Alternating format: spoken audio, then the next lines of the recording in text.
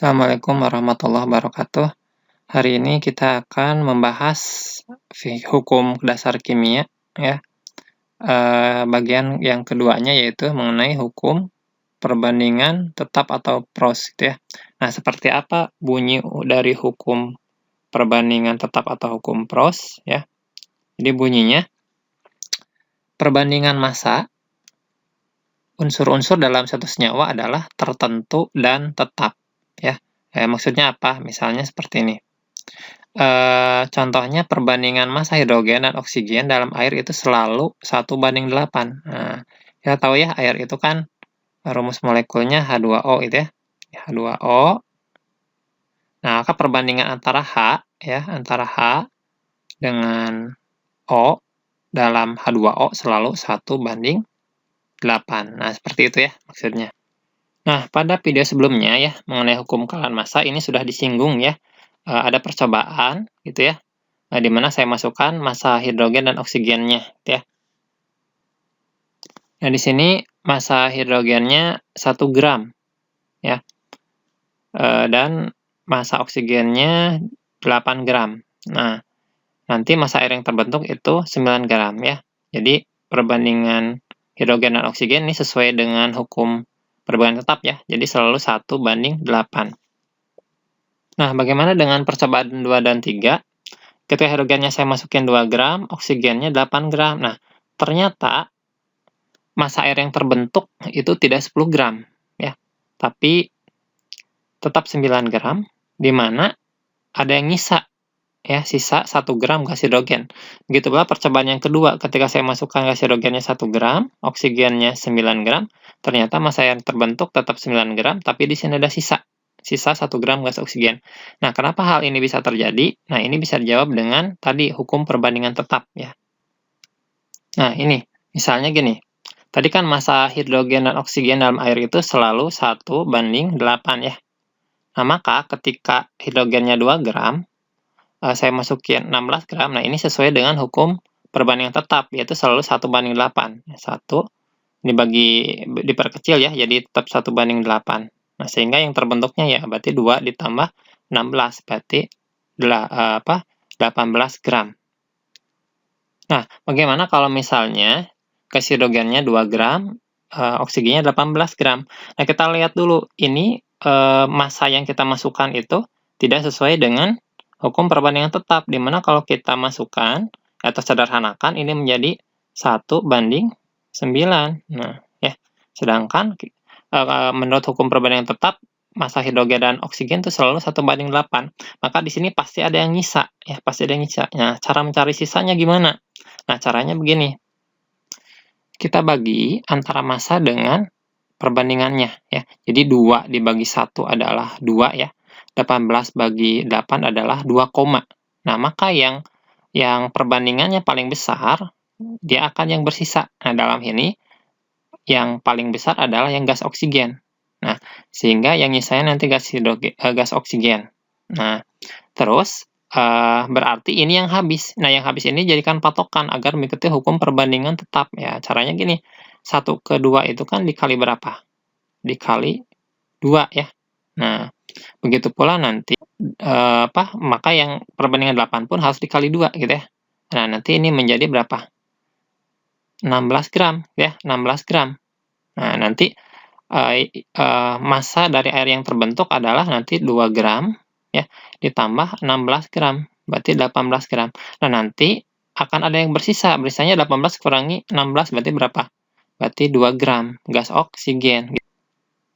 Nah, untuk yang contoh ketiga pun sama gitu ya, jadi kalau 4 gram, 24 gram, ini tidak 1:8. Nah, caranya gimana? Cara yang nyisanya, kita bagi massanya dengan perbandingannya, misalkan 4 bagi 1, 4, 24 bagi 8, 3. Maka yang kecil adalah 24 bagi 8, gitu ya. Nah, sehingga yang nyisa adalah gas hidrogen. Nah, yang kecil, ya ini jadikan patokan. Ya. Jadi, biar jadi mengikuti hukum perbandingan tetap, maka yang 8 itu kan ke 24, dia dikali 3 ya, dikali 3. Nah, maka yang 1 pun biar mengikuti 1:8, dia harus dikali 3, sama. Nah, dikali 3. Nah, sehingga massa hidrogen yang akan membentuk air adalah 3 gram. ya, 3 gram. Sedangkan ini tetap 24 gram. Nah, jadi massa air yang terbentuk adalah 3 gram ditambah 24 gram. Jadi berapa? 27 gram. Nah, tapi ada yang nyisa, sisanya gas hidrogen. Yaitu sisanya berapa? 4 dikurangi 3, berarti 1 gram. Nah, seperti itu ya. Mudah-mudahan bisa dipahami mengenai hukum perbandingan tetap. Ya, kalau belum paham nanti diulang lagi videonya ya. Nah, untuk memahami ya soal-soal yang berhubungan dengan hukum perbandingan tetap, nah, kita coba berlatih ya. Nah, berlatih menggunakan soal-soal berikut. Nah, kita coba soal nomor 1. Dalam sebuah reaksi setara, pembentukan senyawa besi belerang diketahui perbandingan besi dan belerang adalah 7:4 ya. Jadi di sini ada besi ya. Besi itu adalah Fe ya. Fe ya berbanding belerang itu S ya. S itu berarti ini 7:4. Nah, maka massa besi yang harus direaksikan dengan 16 gram belerang. Nah, belerangnya di sini 16 gram ya. Belerangnya 16 gram. Nah, ini 16 gram. Pertanyaannya, besinya berapa gram ya? Besinya berapa gram? Nah, ini kalau ingin mengikuti hukum perbandingan tetap 7:4, maka massa besi gimana ya? Kita ikuti, lihat 4 ke 16 ini berapa kali lipat nih? Kali 4 ya. Nah, sama, si Fe juga nanti harus dikali 4, biar mengikuti kaidah hukum perbandingan tetap. Maka 7 kali 4 adalah 28, ya, 28 gram. Gitu ya. Jadi kan 28 banding 16 itu 7:4 ya. Nah, gitu caranya. Berarti jawabannya adalah yang B. Nah, kita lihat contoh soal yang kedua ya. Jadi di sini belerang dan oksigen bersenyawa membentuk belerang trioksida dengan perbandingan belerang dan oksigen adalah 2:3.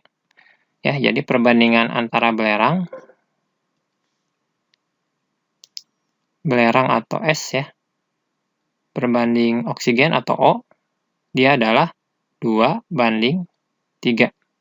Nah, kita baca lagi soalnya ya.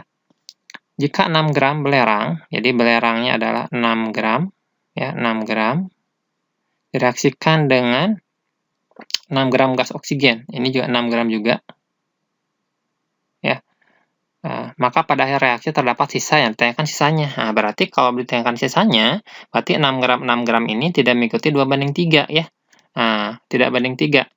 Nah, kita cek aja nih, kita perkecil, ini kan berarti 1:1 ya. Nah, bukan 2:3. Nah, caranya gimana?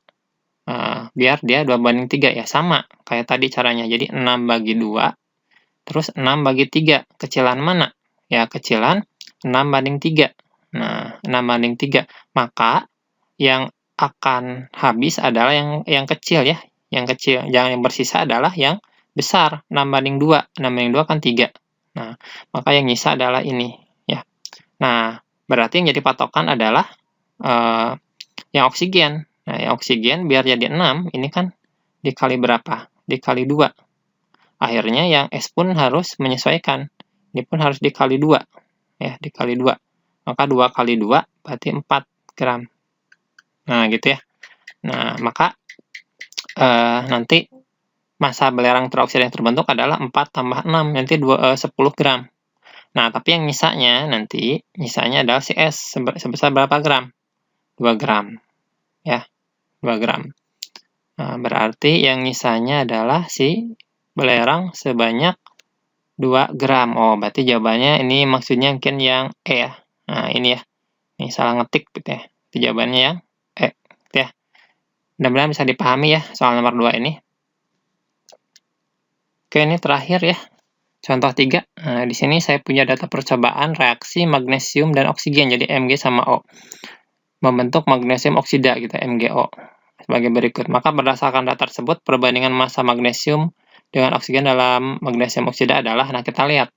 Nah, kita lihat ini di sini kalau kita lihat datanya, ini kan massa Mg-nya 9, oksigennya 7. 9 tambah 7 berapa? 16 ya.